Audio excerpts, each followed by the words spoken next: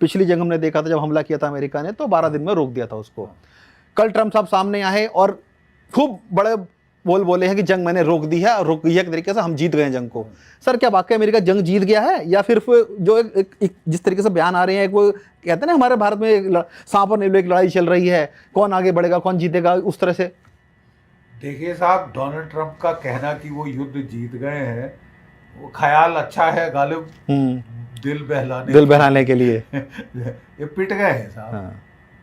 ये इनका reputational loss इतना होगा, इनको ये लड़ाई कभी शुरू करनी ही नहीं चाहिए थी। लेकिन बावजूद professional advice to the contrary, इन्होंने ये युद्ध छेड़ा, ईगो में आके दिखाई, एरोगेंस दिखाई कि हमने वेनेजुला को पीट दिया, अब हम ईरान को पीट देंगे, फिर हम क्यूबा की ऐसी तैसी कर देंगे, फिर ग्रीनलैंड पे कब्जा करेंगे। ये क्या है साहब? ये कौन सी सदी में आप जी रहे हैं?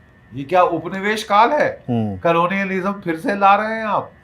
इसी डोनाल्ड ट्रंप साहब ने बहुत हुड़मती दिखाई है, बहुत गलती करी है। देखिए, मैं जो सिर्फ कहना चाहता हूँ कि नेशनल सिक्योरिटी फोरकास्टिंग कैसे की जाती है। जेराल्ड हॉपर और एक और अमेरिकन प्रोफेसर हैं, उन्होंने एक बड़ा अच्छा तरीका इजाद किया था, पैटर्न मॉडलिंग। देखिए, आप सिंगल इवेंट प्रिडिक्शन नहीं कर सकते, उसके लिए तो ज्योतिषी होना पड़ता है, और ज्योतिषी भी स्टारों का पैटर्न देते। बिल्कुल ठीक है ना? तो आप जो पैटर्न मॉडलिंग कर सकते हैं कि साहब, अगर ईरान इजराइल में पहली जो लड़ाई हुई थी, क्या रूप लिया था, वो 3-4 बार तो झड़प हो चुकी है इनकी, तो कैसे चली थी? Patterns tend to persist and repeat themselves cyclically. यानी जो पैटर्न है वो दोहराता है अपने आप को, इतिहास दोहराता है। तो इतिहास को समझो और then extrapolate from the past to the present, लेकर दोनों साइड का बीन काउंट वगैरह, कोरिलेशन ऑफ फोर्सेस वगैरह करके करो। तो जब हमने किया तो हमारा अंदाज ये, मेरा पहला अंदाज ये था कि साहब, पिछली बार 12 दिन में दोनों की जीभ बाहर आ गई, इजराइल की भी, ईरान की भी। दोनों ऑफ रैंप चाहते थे, और दोनों ने ऑफ रैंप के साथ सीज फायर कर दिया, नाटक किया कि साहब अमेरिका ने बॉम्ब किया है तुम्हारा इस्फहान की न्यूक्लियर फैसिलिटी जी, और उन्होंने पहले से खाली कर दी थी, और उन्होंने कहा हम अल उदैद को मारने वाले हैं, खाली करना है तो कर लो। तो ये नूरा कुश्ती नाटक के साथ वो लड़ाई खत्म हो गई थी। बट 12 दिन वाज क्रूशल। ये लड़ाई का फोरकास्टिंग की जो एक इक्वेशन है, वो है मैथमेटिकल मिसाइल इक्वेशन। ठीक है? और इसके चलते ये अंदाज लगाना जरूरी है, एस्टिमेट, सारा लड़ाई का क्या रुख होगा, कितनी लंबी चलेगी, टोटली डिपेंडेंट है how many interceptor missiles with Israel and America, how many attacking missiles with Iran. और साहब, उसका फलसफा सीधा ये है कि प्रोडक्शन रेट पेट्रियट मिसाइल्स का अमेरिका का 650 प्रति साल है, और थर्ड का 200 पर 200 है। ठीक है? जो ईरान है उसने तो तकरीबन पिछली बार से 2000 से ज्यादा मिसाइल बना लिए हैं नए। ठीक है? और हर महीने इजराइल 100 नए मिसाइल, ईरान 100 नए मिसाइल बनाता है, अमेरिका 6 से 7 इंटरसेप्टर बनाता है। Now you see the gap. इसलिए रुक नहीं रहा, वो मारे जा रहा है। लारे जानी, जो कि उनका नेशनल सिक्योरिटी काउंसिल का सेक्रेटरी है, उसने कह दिया अमेरिका तैयारी कर रहा है, डोनाल्ड ट्रंप कह रहे हैं वो 4 से 5 हफ्ते लड़ेंगे, हम 4 से 5 महीने लड़ने को तैयार हैं।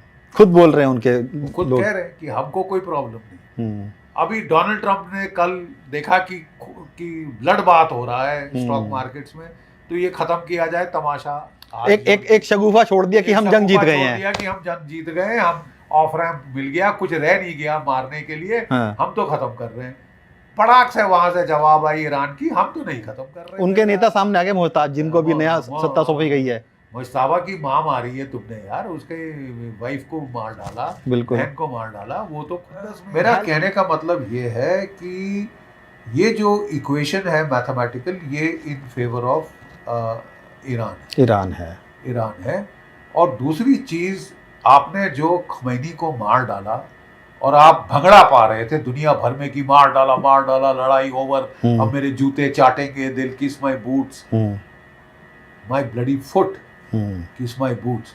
आपने ईरान के आयतुल्ला को मारकर, it is like killing the pope of the Catholics. भरोसे का भी कत्ल किया सर, कहीं ना कहीं देखा जाए तो, क्योंकि टॉक चल रही थी सर। चाहे भाड़ में साहब, मैं आपको कह रहा हूँ कि जो तुमने पोप मार दिया तो पूरे ईरान में आक्रोश है साहब। जो अगर पहले उनमें आपस में कोई फूट थी वो सब इकट्ठा हो गए आपने।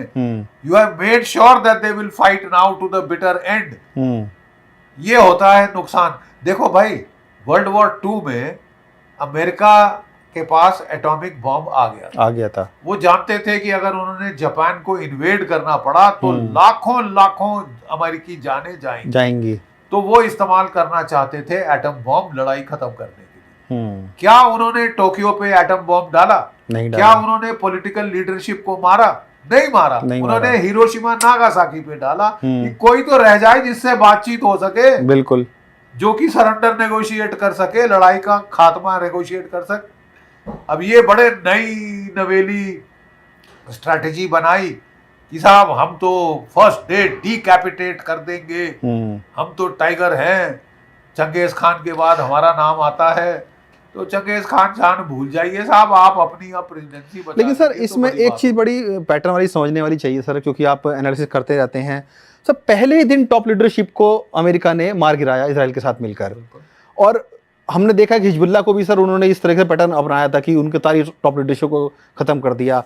क्या सर आपको लग रहा है कि अब उनको ऐसा लगा कि हम टॉप लीडरशिप खत्म कर देंगे तो फाइट रुक जाएगी, हम हथियार लेंगे सब चीजें? यही सोच के तो उन्होंने लड़ाई शुरू करी थी कि हम डिकैपिटेटिंग स्ट्राइक करेंगे, पहले दिन खत्म कर देंगे खमैनी को और सारे ईरानियन लीडरशिप को, और उसके बाद ये लोग हमारे पांव तलवे चाटेंगे, बोलेंगे मेरे को बख्श दो मेरे आका।